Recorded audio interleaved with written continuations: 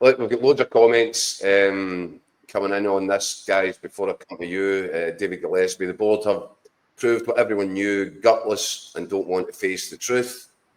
Another one here from Paddy saying, sick fed up of these noisemongers trying to derail Celtic season.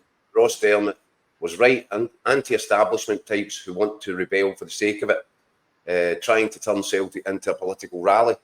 That's an unusual take, Swanee. But I kind of, do you know what? I think it was Ross Desmond had scored us. I mean, it's a spectacular own goal, a PR disaster. But actually, I had a bit of sympathy with some of the stuff that he was saying. There is a really militant faction of the Celtic support. It's the Green Brigade. He didn't find the courage to just come out and name them. But there are sort of real cracks in the support in general, in the club. Is there a silent majority out there, Swanee? You think they're just sick to the back teeth of this? Yeah, I think you probably touched on a couple of things there, Keith. I think there's always been this sort of feeling around these situations that there is a noisy minority that make the most of these calls, and as a silent majority. And I think that was clearly, or it certainly seemed to me, the intention of Dermot Desmond's son, Ross, to try and point the finger at them. However, I think some of the wording has spilled into what you have classed as the silent majority. I think there's an awful lot of Celtic supporters who are not part of those groups who didn't like what they heard and didn't like the tone of what they heard. And I can understand that, because Celtic have every right to defend themselves if they feel they have to. But as Michael said in his piece, there was some conciliatory tones in some of the stuff that was coming out of the video, messaging the mistakes have been made. And you can sit here and you can say, well, of course they're going to say that, it just gets the people off the backs, blah, blah, blah.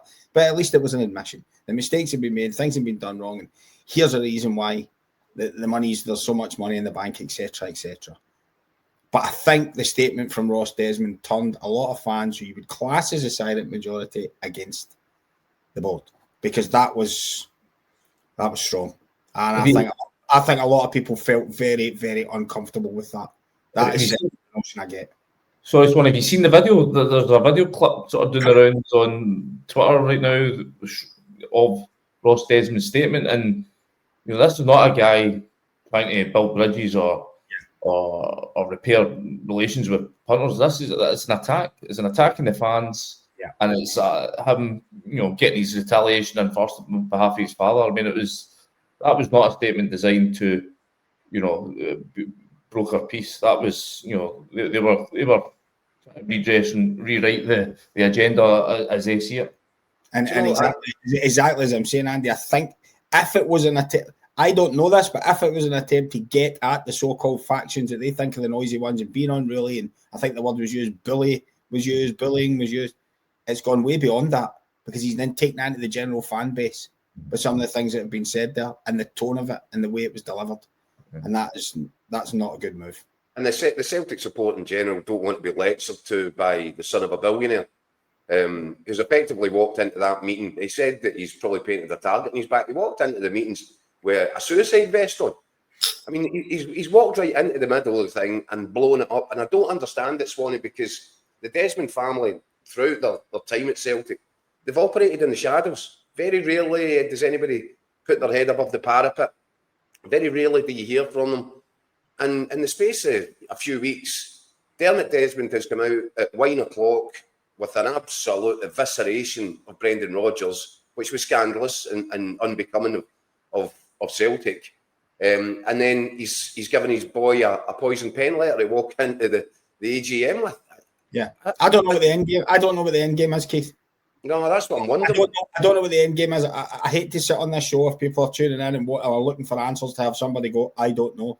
But I generally don't know what the end game is there, because surely that AGM was an opportunity. That should have been the beginning. I think there was a meeting, wasn't there, between the board and the fans collective previously. And the fans left that very unhappy because they basically didn't get any answers. It seems that they didn't get any of the answers to the questions they were looking for. They didn't get the opportunity to ask the questions this time because of what happened. Any of the shareholders that were in there. And that was another unfortunate side to this. But that AGM should have been the start of the unification process. That's what it should have been designed for. And the new manager will be coming in and everybody moves forward now on the same page. And I have absolutely no idea what the idea was behind that statement from Ross Desmond. I don't know what it was intended to achieve. I find it incredible. It's the polar opposite from unification.